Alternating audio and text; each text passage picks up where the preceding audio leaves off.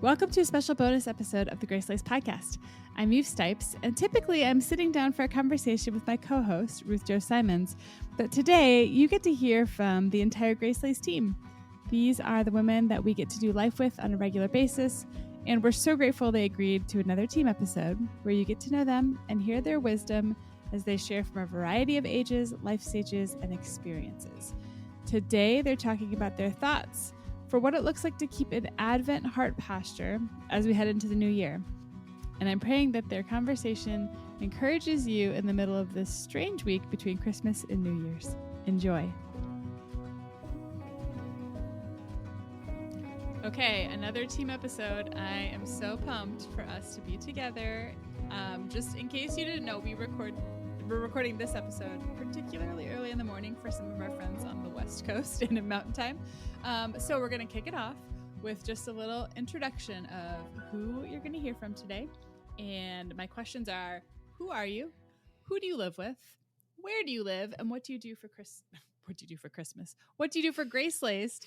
And if you feel like it, your favorite Christmas tradition. That's a lot of questions though, so do your best. I'm going to start with Anna. Alrighty. My brain's like in Thanksgiving mode, so I'm like, Christmas. Okay. My name is Anna Lydia Anderson. I am the digital media and project manager here at GraceLaced. I've been around for 2.5 years. I live in southwestern Colorado with my husband, and we've been married for over 3 years. And one of my favorite Christmas traditions is, we did this more growing up than in the last couple of years, but we would go around the living room and with my extended family, different people would chime in on like the Christmas story. So someone would talk for like 3 to 5 seconds and just share like part of the Christmas story, and we'd go around until we've completed the story. Oh, that's fun. Gives it a little different flair every year. Yeah, I love it. Okay, what about you, Camille? Tell us about yourself. My name is Camille. I'm the studio manager and photographer for GraceLaced.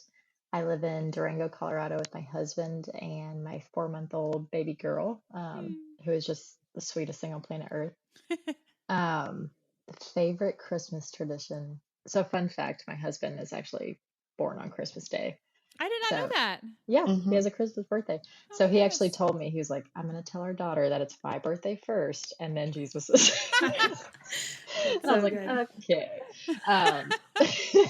So since we've been married, our favorite tradition is we always go snowboarding on his birthday. And it's been really sweet to do that. That's so fun. I would die if I tried to snowboard, but I'm so glad that people love it. It looks fun. It is. Mallory, what about you? This is your first team episode. Tell us about yourself. Yeah, I'm Mallory. I'm the newest member of the GraceLaced team.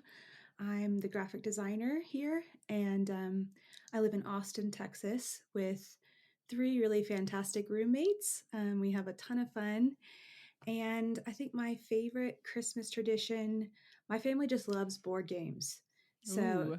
Yeah, we're not super competitive, but when we get to play a board game, it all comes out, and it's a good time. It's fun to see my parents really get into it, so I love that.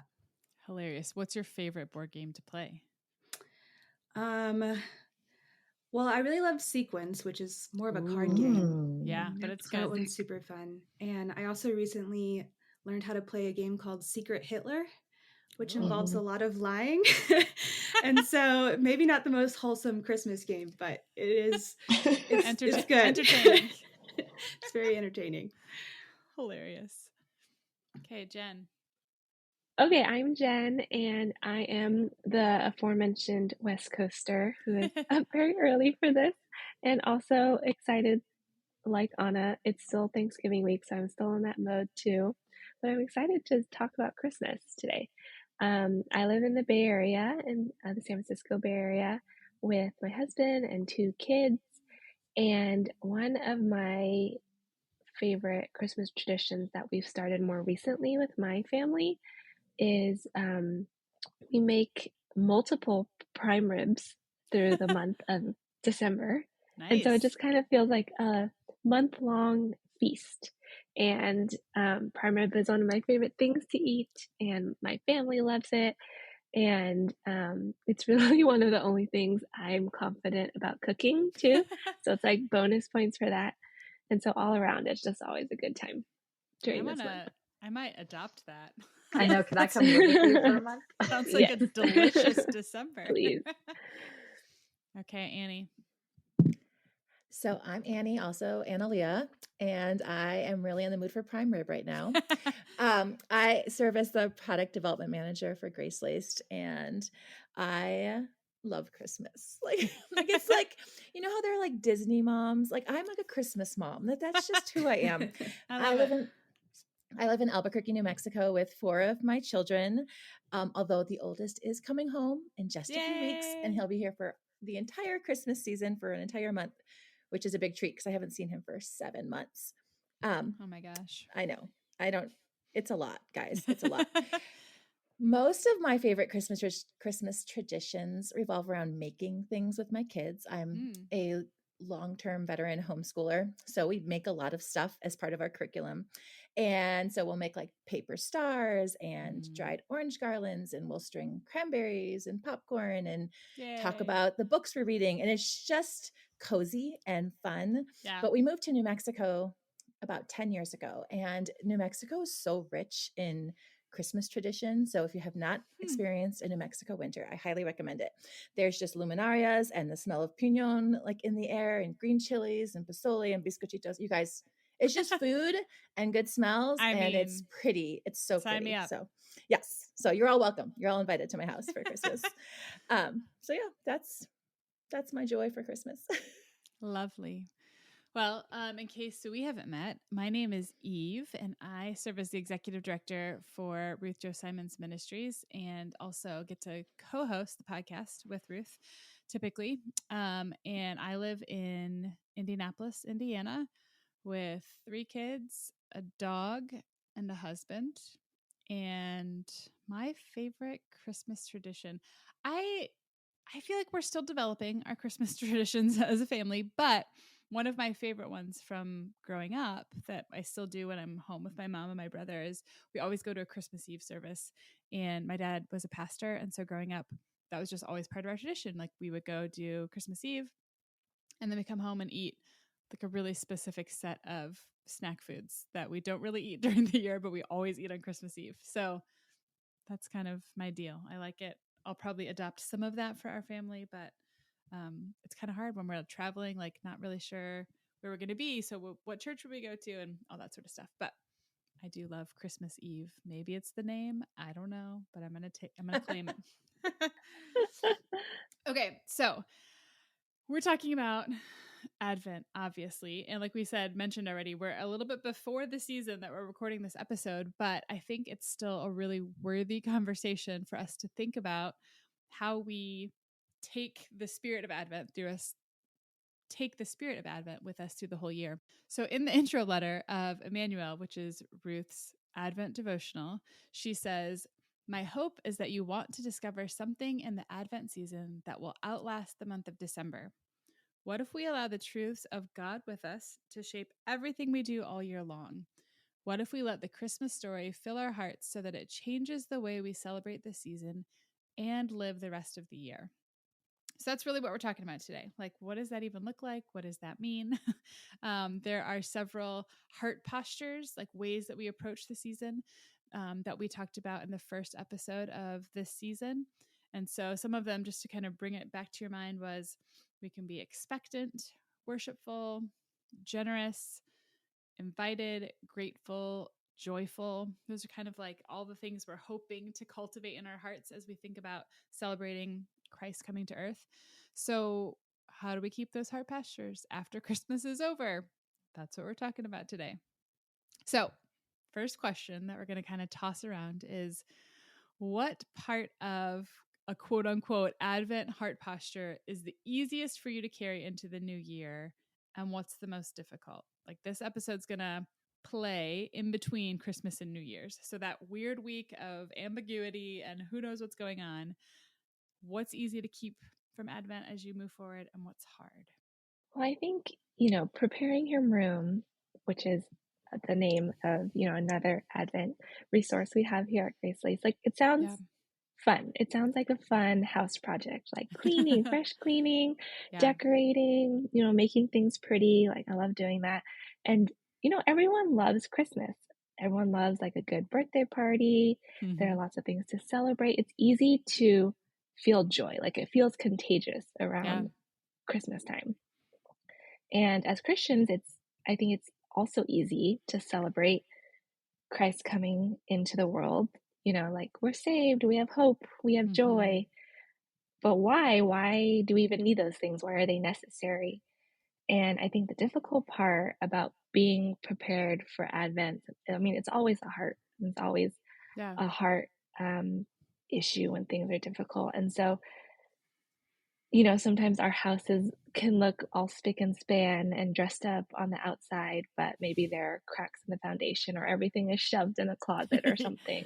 And as believers, we know the story doesn't end just at a birthday in Bethlehem, but ultimately it's our heart's need, for a savior and for Christ coming. And that all leads us to the cross, which is where all of that hidden stuff is laid bare and redeemed. And so it's so hard, but so vital that we remember not just the joy we know at Christmas and are preparing for celebrating, but that, again, we take that with us through the year, through Easter, and just remembering that that's where we're headed during Advent as well. Yeah, it's part of the story. Yeah, I feel like I have a similar reaction when I think about heart postures. It's really easy for me to feel gratitude, especially around Christmas, just because, there's so much that's fun and exciting, and family gets together and you get gifts and you give gifts, and it's just easy to feel exactly. It's easy to feel grateful, and I feel like my cup is always very full around Christmas time, and then going into the new year, like, it's hard sometimes to feel expectant about the future, and hard to feel excited for change when you're like, no, I just want to hold on to this really special, warm feeling. And, like, I think personally in my life, there's so much that I have to be grateful for, but I'm also like very comfortable where I am. And so, when I think about the future and what God could be doing there, I'm a little hesitant. But also, it's still exciting. Yeah, I know it is this weird time of year where it's like so happy, so good. And then you kind of feel like you're almost stepping off into like an abyss of like the new year. It feels like the top of a roller coaster where you're like, okay, here we go. Scary. Like, it could be awesome or it could be really hard and we just don't know yet. And so, I think that really makes sense. One of the things, go ahead, Annie. I was going to say, one of the things that actually helps me with that, like to kind of not have that roller coaster feeling this time of year is, and this is one of the reasons why I really like to slow down and just make things with my kids this time of year, is I treat Advent, the beginning of Advent, as like the beginning of my spiritual new year. And I've done that probably for the last decade or two, for the last decade or so. And I have made it so this is the time of year I'm preparing myself to move forward for the entire rest of the next 12 months. And so I love the idea that Advent is this preparation, this slowing down, this waiting, like expectant waiting. And so I'm always asking God during this time of year, like, what do you want? Or where do you want me? Like, where are you already working? And where can I join you in that? Where is my sphere of influence? And slowing down is what helps me see that instead of just jumping into things. And so that's a really helpful and like useful posture formation time for me. So yeah. I'm going to steal that. There's nothing like magical about January 1st, right? We hear people say that all the time. And yet we still put so much like pressure on it, or like, okay, now it's the beginning. And really and truly, we can turn our hearts to the Lord and cultivate that at any point.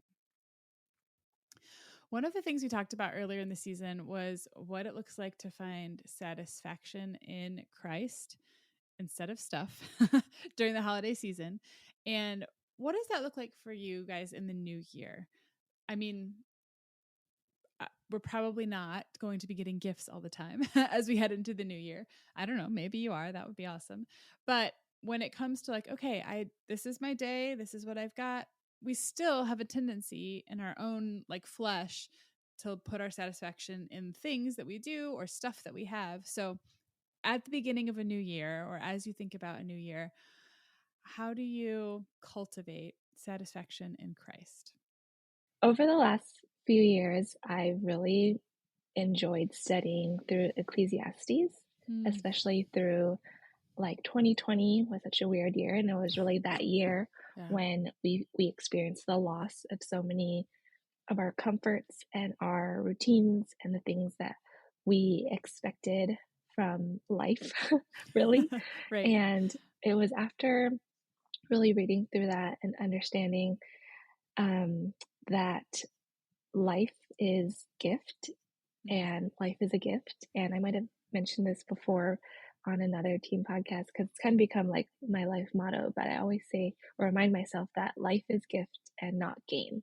Because if we're just chasing new things or the next milestone, life stage, promotion, whatever it is, we'll soon find that none of that can satisfy, especially when we realize that this life will never be free of trials or disappointments.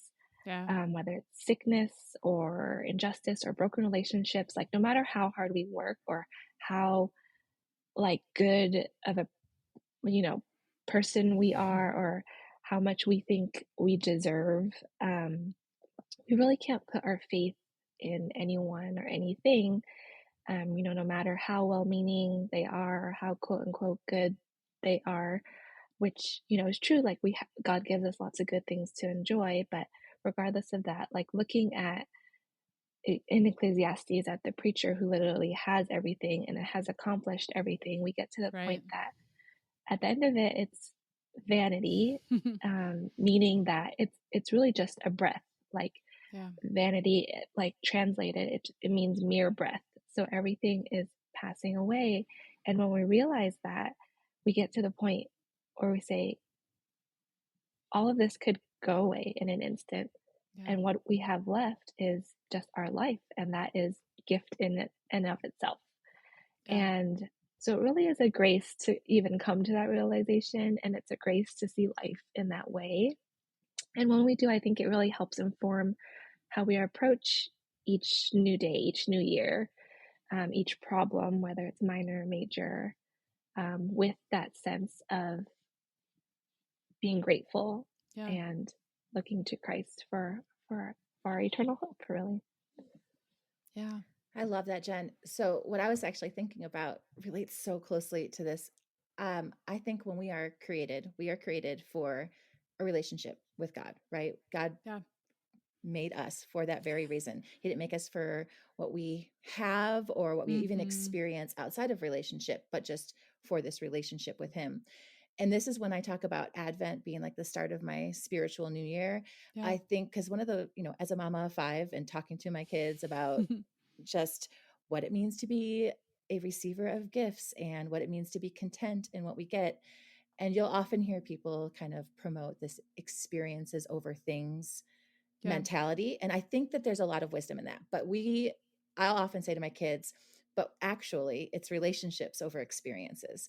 So that experience in itself can't be like the ultimate goal. It's the relationship in it. So if we chose to go on a vacation or chose to go on a day trip and our relationships are suffering by the actual experience of what we're doing, then we're not like that. It's not enough. It's not worth it. Right.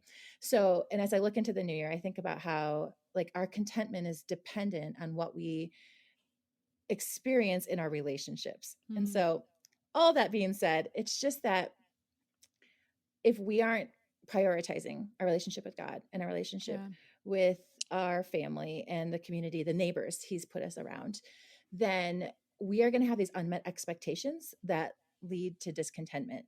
And that is going to be something we're fighting against for our heart posture all year. We're not going to be that worshipfulness, generosity, gratefulness that we were talking about earlier in the season. We're not going to be experiencing that. And so, yeah. And I think that really plays into the idea of abiding, right? Like we're learning how to find and cultivate our satisfaction in Christ as we like are with him and he is with us. And so what about any practical rhythms or routines or practices that you guys do or think about or are trying to do or think about that help you actively abide in Christ? I have no rhythm or routine in my life right now. The 4-month-old really changes with things. The 4-month-old, it's kind of chaotic. But I think one practice that's really helped me with my relationship with Christ is just trying to be in a constant state of prayer, especially with my daughter Renee's, like her wake windows are getting longer, and we all hear about these wake window things. And I'm like, what am I supposed to do with her for an extra 30 minutes a day? And someone was like, just talk to her, like tell her what you're doing with your life. And I was like, what's better than that is probably just praying with her. And obviously sometimes my prayers go into like the baby voice, and I have to catch myself and be like, nope. I need to actually be respectful while I'm praying. But I think trying to be in a constant state of prayer with her and praying with her throughout the day has actually strengthened my relationship with the Lord and helped me to abide in him better than even before I had her, which has been really cool, especially in a time where I'm not able to be in the Word as much as I want to, or go to church as much as I want to, or be in a Bible study. Just being in that constant state of prayer has been super, super crucial. Yeah, I love that. I feel like I'm doing something similar, although not with a baby. Someone recently challenged me to just be like super honest with the Lord. And, I think so often I can get stuck in these like very flowery prayers. And I've just been really trying to be just like really honest. And one of the ways that I've had to force myself how to do that is by sitting in silence as well.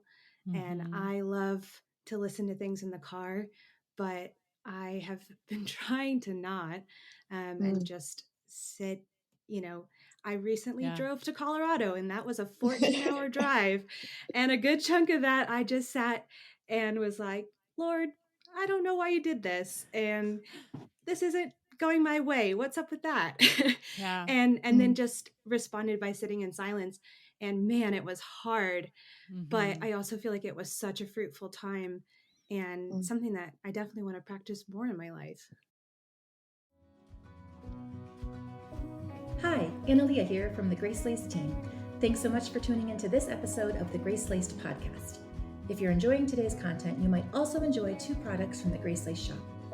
The Prepare Him Room box set includes a card for each day to accompany you between December 1st and December 25th, featuring Ruth's signature art on one side and a verse, short reflection, and discussion question on the other. This box set is perfect for displaying as part of your holiday decor and using around your dinner table. For short daily prompts that help you anchor your Advent season, grab a copy of Ruth's Advent Devotional Emmanuel, an invitation to prepare him room at Christmas and always. This beautiful 25-day journey features a daily devotional reading paired with a question to ponder and a suggested Christmas hymn to worship with. Both the Prepare Him Room box set and signed copies of Emmanuel are available at GraceLaced.com. You can also download a free discussion guide for Emmanuel, perfect for reading the book together in a group, at ruthjosimons.com/Emmanuel. And never fear, if you didn't catch all that, you'll find everything linked in the show notes for today's episode. Yeah, that's funny. Ironic. Our small group is working our way through a bunch of different kind of spiritual discipline things. And so the one we're doing right now is silence and solitude. And especially in our modern culture, right? Like how often is it just really silent? And I think that is huge though, when it comes to abiding. That's one of the things that I've been really trying to practice in small doses. Like 14 hours sounds like a lot, but even if I just spend like 8 minutes, I literally set a timer in the morning before it's loud and things are moving around in my house to just be like quiet and with the Lord. I think that is a really hard, when, I don't know, abiding sometimes feels like a really hard thing to quantify, and it should probably, like, we don't need to necessarily quantify it, but having a set period of time where I'm like, okay, I'm quiet and I'm consciously trying to like quiet all the other voices internally and externally and just be with the Lord like I would sit with a friend. And not have an agenda of like, then I have to hear something from the Lord, or, just to really just be, is challenging for me, but I think it's helping me. It's one of the things I'm trying to cultivate over time. Maybe we can be silent together. That's what our small group keeps saying. We're like #solitude together. It's like, well, it doesn't really work that way, but that's not how it works. But I love it. But like, we're like individually at the same time. Yeah, it's just funny. Next time I'll text you, Eve. I'm like, I'm being silent with the Lord now. Yes. Text me solitude together, and I'll know. Oh man. Well, okay. So that leads me to another question. What about, so the idea of God with us, right? That goes hand in hand with abiding, and Emmanuel, that's the title, obviously, of Ruth's Advent devotional, and kind of the idea that we want to carry with us. Like that's happens all year long, not just at Christmas time.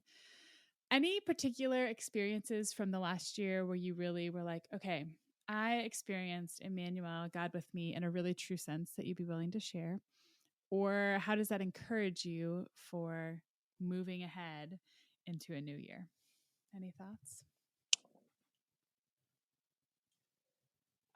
I can go, but I'll probably be short because I don't want to cry. But that's okay. The very beginning of last year actually started with not knowing if my dad was going to make it. He was in the hospital, and I was out skiing with friends and got a phone call, and that was just a really rough way to start off the year. It was kind of like very end of the year into the beginning of the new year. I remember texting Camille and Ruth and being like, hey, I'm not sure if I'll be there on Monday, but just letting you know. And through the last 11 months, I've really experienced what it looks like to lean into God when you don't know what to expect. And learning what it looks like to really abide in that truth of God is with us in everything and sees us through everything, and is with us in every single circumstance and knows what's going to happen, was one of this year was probably one of the biggest years where I actually have learned that and gotten to press into that more. Yeah, thanks for sharing that, Anna. Those seasons are incredibly hard and at the same time incredibly sweet to be able to recognize God's presence in it and to be able to lean into that. But the day-to-day is still really, really hard.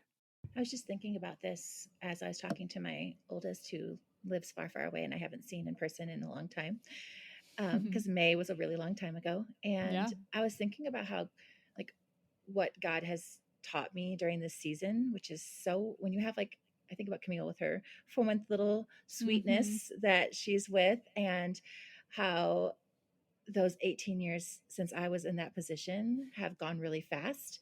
But also there were times where I'm like, what am I supposed to do with you for these extra hours of the day?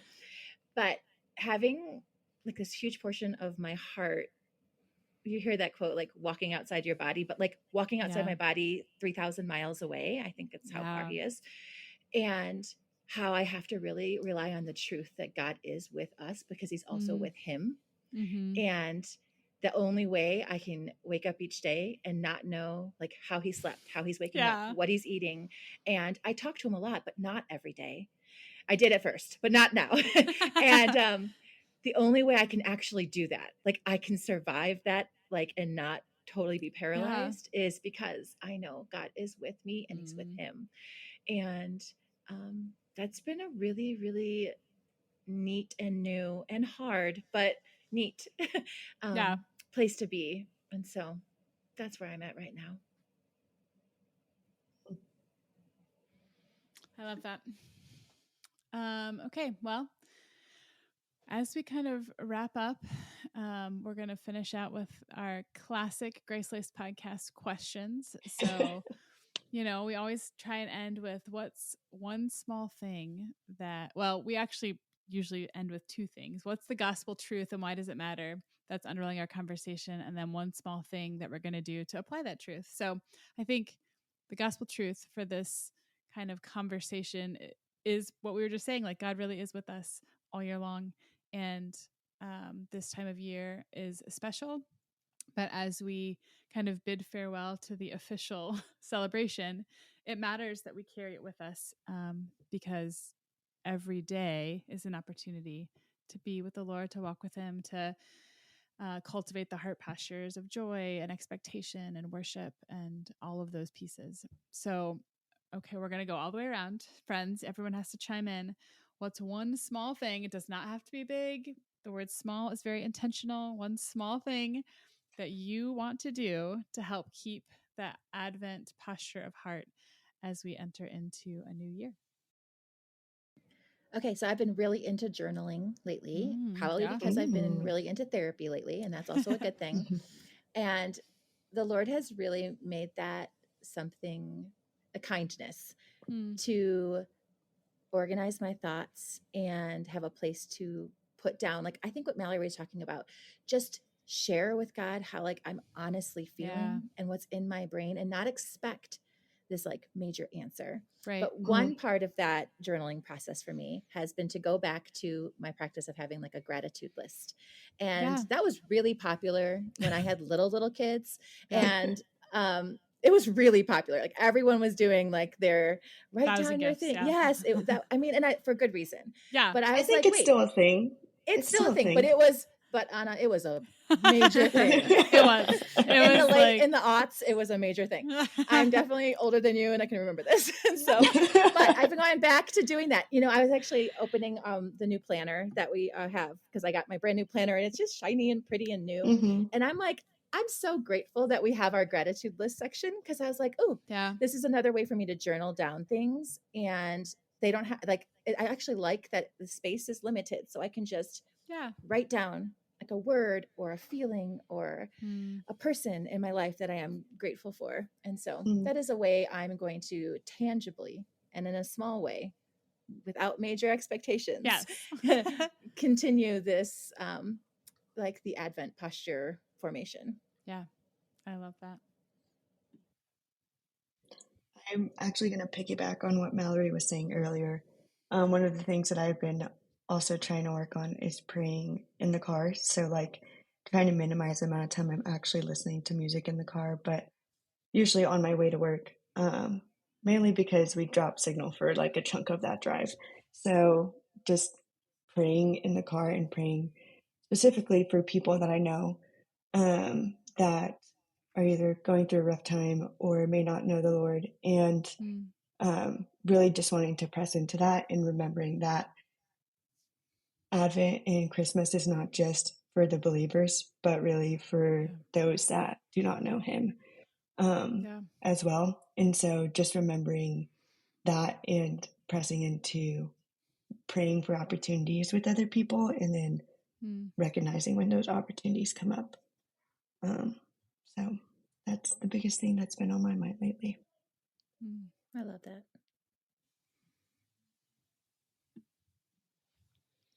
Yeah, that's good. I think for me, one thing I've been trying to do is really be intentional about waking with the Lord and not with anything else or anyone else.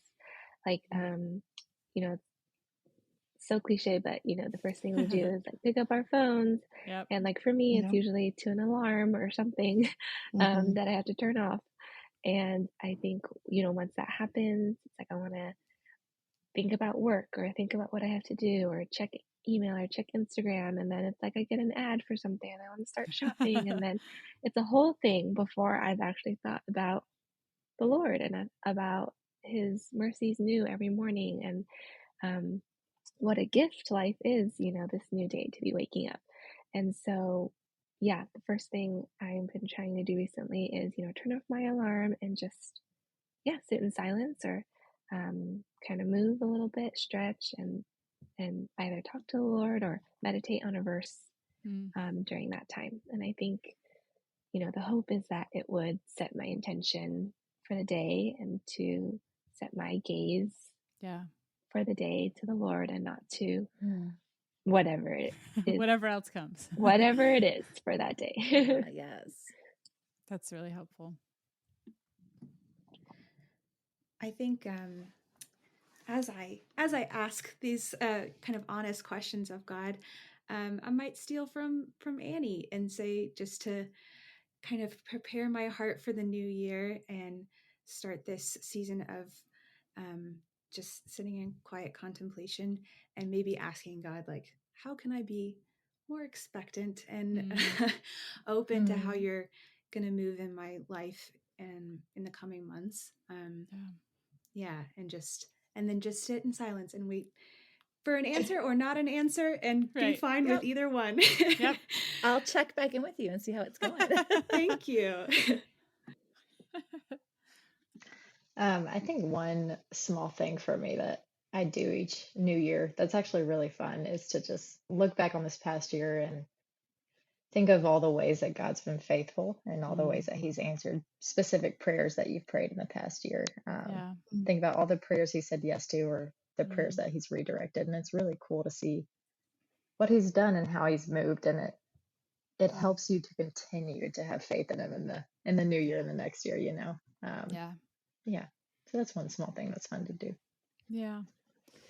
I think one thing I'm thinking about is generosity, like how we move from kind of where we're hoarding things into a more generous heart posture. And I think in Advent, during Christmas time, it feels, I don't know if it feels easier, but it's at least more expected. Like you're buying gifts for people and you're thinking about other people and like, what would they love and what would encourage them? And I love giving gifts. And so finding like a really good one that they're going to enjoy, which I sometimes need to just back off the pressure on that. But I'm thinking a little bit about like just what that looks like going into the new year. Like, how can I continue to cultivate generosity? And so one of the things that my husband and I have been talking about is just regularly having people in our home,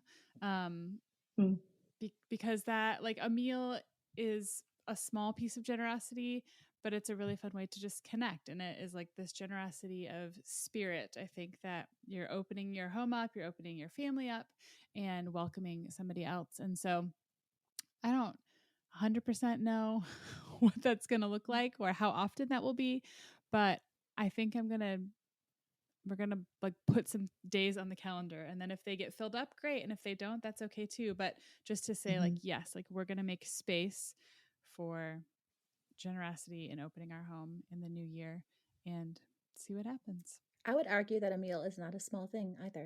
Yeah, So that's true. I think it's like one of the best things. I'm like, you want me at your house? Yes. I'm always so honored when people have me over. It's huge. Okay, well, great. I will serve you some Costco soup and salad. And Yes. I would love that. That's my favorite way to go in the wintertime. So, okay, well, guys, I think this has been a great conversation. Thanks so much for waking up early, Jen, and for jumping in and sharing your hearts. And here we are. Cheers to the new year. Well, there you have it, friends. This is the small but mighty team of women that make up GraceLaced Co. Thanks so much for tuning in today. Here at the end of the year, we wanted to take a minute to pray for you. So, Lord, thank you so much for your faithfulness and goodness in 2023. We are so grateful to be called your children, so grateful to get to experience life and community together. Lord, we pray that you would help us keep our eyes fixed on you in the new year. We can't wait to see what you're going to do. We love you, Jesus. Amen. Ruth and I can't wait to be back with you for another season of the podcast that kicks off next week. So get ready.